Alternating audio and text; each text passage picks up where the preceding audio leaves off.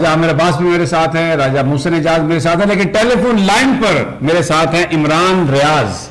आज उन्होंने अपने हलके में अपने पोलिंग स्टेशन पर सबसे पहला वोट डाला और हमने वो पूरी फुटेज भी दिखाई, उनकी गुफ्तगू भी, वो हमारे साथ हैं।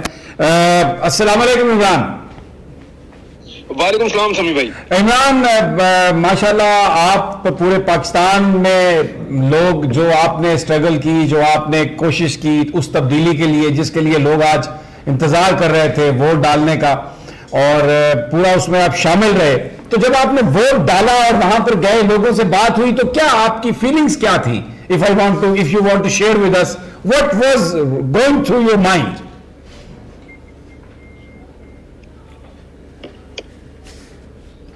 समी भाई मैं बता नहीं सकता आपको, और एक लम्हा सारा दिन में मेरे पे ऐसा आया कि मैं थोड़ा सा डाउन हो गया था। सिर्फ एक लम्हा मैंने अरशद भाई की फोटो देखी और उस पर मैंने लिखा कि देख यार तेरे लोग निकल आए हैं। देखो तो ये अरशद शरीफ के लोग हैं,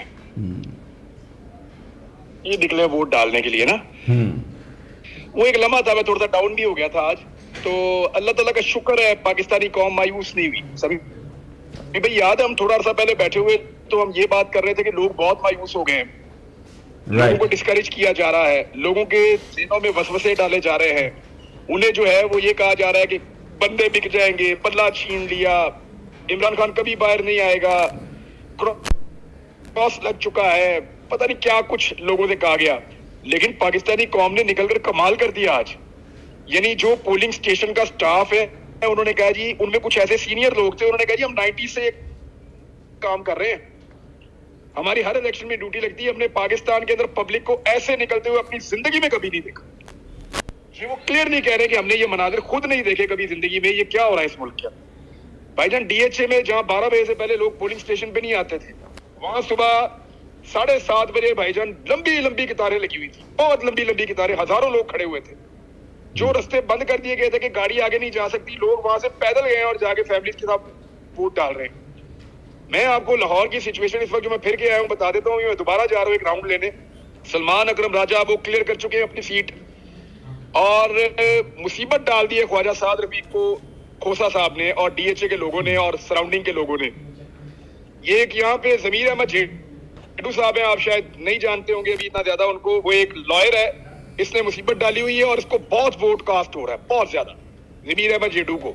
ये यास्मीन राशिद ये बहुत तगड़ी जा रही है लाहौर में, अलीम खान को 117 में बहुत टफ टाइम दे रहे हैं बुटर साहब। तो ये वो, और ये जहीर अब्बास खोखर, क्योंकि यहाँ पे 3 कैंडिडेट है, पाकिस्तान तहरीक इंसाफ का, वहां पे अता तारड़ भी है, और उसके अलावा एक कैंडिडेट जो है वो बिलावल जरदारी भी है यहाँ पे। तो ये बड़ा मजेदार एक मुकाबला हो रहा है, और वहां पे पीटीए के कैंप्स के ऊपर अव्वल तो कैंप इनको मेन पे लगाने नहीं देते। मैंने जो एक चीज नोट की है समी भाई, वो मैंने ये किया है कि पाकिस्तान तहरीक इंसाफ का मेन रोड के ऊपर ना कोई बैनर पोस्टर होता है और ना कोई कैंप होता है, क्योंकि मेन रोड के ऊपर ऑफिसर आते हैं तो आगे चेक करते हैं कि कुछ है या नहीं। जैसे ही गलियों में आप दाखिल होते हैं तो सारी इनकी गहमा गहमी शुरू हो जाती है। गलियों के अंदर इन्होंने अपने कैंप्स भी बनाए हुए हैं, अपने पोस्टर भी लगाए हुए हैं, अपने बंदे भी खड़े किए हुए हैं, और ये जो एक स्ट्रेटेजी थी ना कि लोगों को निशान का पता ही नहीं चलेगा और कंफ्यूजन हो जाएगी, ये मैं सभी भाई आपको क्लियर कर दूं कि जो बंदा वोट डालता है ना, वो वहां पे घंटा 2 घंटे खड़ा होकर बाकी 200 बंदों को बता के जाता है कि आपने डालना किसको है। ये वाला जो एक फिनोमिना था जिसके ऊपर लोग डिस्कशन कर रहे थे कि बल्ला जाने से नुकसान ये होगा कि वोटर वोट नहीं डाल पाएगा, वो नहीं हुआ। हाँ, नुकसान ये है कि वो बंदे आजाद हैसियत में इलेक्शन जीत रहे हैं, उसके आईनी और कानूनी नुक्ते बाद में निकाले जाएंगे, वो बात की बाद में देखी जाएगी। लेकिन इस वक्त जो सिचुएशन, अभी थोड़ी देर पहले हमने पूरे पाकिस्तान से मैंने इन्फॉर्मेशन मंगवाई है, बातचीत करते रहते हैं हम लोगों से, और आप तो न्यूज रूम में इस वक्त आपके पास तो सारी इन्फॉर्मेशन है। खैबर पख्तूनख्वा तो इट्स ऑलमोस्ट जो है वो क्लीन स्वीप है। केपी तो निकल गया हाथ से, वो तो पाकिस्तान तहरीक इंसाफ के आजाद उम्मीदवारों ने वहां तबाही फेर दी है पूरे खैबर पख्तूनख्वा में। अली अमीन गंडापुर क्या हो या आप स्वात में ले लें, वहां मुराद से नहीं है, फिर भी दोनों सीटों के ऊपर सिचुएशन आप पता करवा लें। असद कैसर बहुत लंबी लीड के साथ आगे जा रहे हैं, अली मोहम्मद खान, शहरियार अफरीदी बहुत लीड कर रहे हैं, बरवत साहब हैं। ये वहां पे खैबर पख्तूनख्वा में कहानी उल्टी हो गई थी। पंजाब के अंदर मेजर ताहिर सादिक के खिलाफ मैसिव किस्म की जा रही है। उनकी बेटी की पोजीशन जो है वो इसलिए भी बेहतर है कि वहां पे थोड़ा कंट्रोल करने में कामयाब हुए हैं मेजर ताहिर सादिक के लोग, लेकिन मेजर साहिब सादिक का जो अपना हल्का है वहां पे ऐसा लगता है कोई जिद है इंतजामिया की और उधर मैसिव किस्म की रिगिंग हो रही है। अयाज अमीर बहुत जबरदस्त तरीके से आगे बढ़ा रहे हैं अपनी कंपेन को। उन्होंने बल्कि वो जिस तरह उनको वोट पड़ रहा है अयाज अमीर को, मुझे लगता है वो फैसला हो चुका है उनका। सरताज गुल वजीर वो बहुत आगे जा रही हैं, जो हमने इंफॉर्मेशन कलेक्ट की। आमिर डोगर पक्का विनर है, वो जहांगीर तरीन को वहां से शिकस्त दे चुका है। सिर्फ जहांगीर तरीन की उम्मीद इस वक्त लोधरा के साथ बनती है कि लोधरा में कुछ ना कुछ करके वो कोई सीट निकाले। लेकिन वहां बड़ी मुसीबत ये है कि जो उम्मीदवार पाकिस्तान तहरीक इंसाफ ने खड़ा किया वो इतना बड़ा डेंट डालेगा कि अगर वो ना जीता तो जहांगीर तरीन को लेके डूब जाएगा वो। तो तरीन साहब का ये मुमकिन है कि वो दोनों सीटें हार जाएं।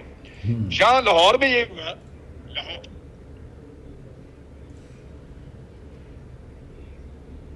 हेलो जी इमरान, हेलो इमरान से हमारा राब्ता जो है वो टूट गया है।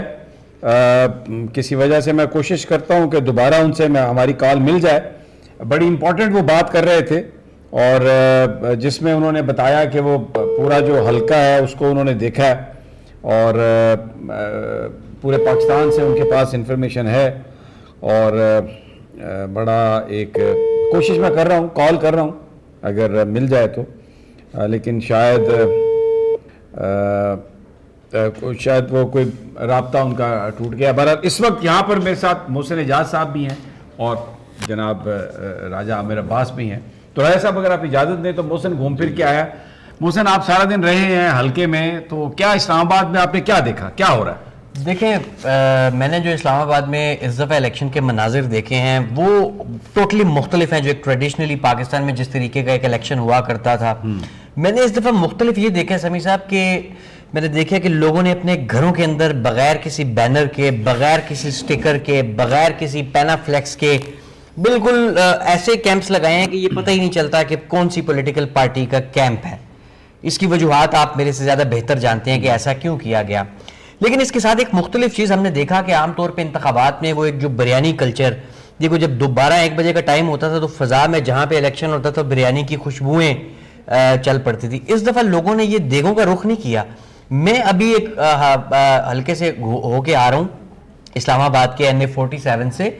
मैंने वहाँ पे देखा कि हर घर से लोग कुछ ना कुछ पका के तो उन कैंप्स तक जो है वो पहुंचा रहे हैं। ये हर घर से लोग निकल रहे हैं और वहां तक जो है वो कुछ लेके जा रहे हैं। तो ये थोड़े से गैर रिवायती सीन्स हैं जो इस वक्त नजर आ रहे हैं। अच्छा, अगर आप कैंप्स पर नजर डालें बाकी पॉलिटिकल पार्टीज के, तो नून लीग के, पीपल्स पार्टी के या दीगर जितनी भी जमातें हैं उनके झंडे भी लगे हुए हैं, तस्वीर भी हैं, पैनाफ्लेक्स भी हैं, लेकिन वहाँ पे नहीं है तो वोटर्स नहीं हैं, वोटर्स की तादाद नहीं है। इसी तरह अगर आप कंपैरेटिवली देखें जहाँ पे पाकिस्तान तहरीक इंसाफ के हिमायत याफ्ता आज़ाद उम्मीदवार, उनके कैंप्स में खासा रश। ये अभी आपकी ये स्टूडियो से साथ ही एक पोलिंग स्टेशन है, आपको पता ही जो स्कूल है, मैंने वहाँ पे देखा कि लोग जो है वो जो PTI के इंडिपेंडेंट कैंडिडेट हैं शोएब शाहीन साहब का ये हल्का NA 47, तो उनके कैंप के ऊपर जो है वो लोग लाइन बना के खड़े हुए हैं, जबकि उसके बरक्स दूसरी तरफ देखा जाए तो आपको दूसरी तरफ कोई नजर नहीं आता। इसी तरह के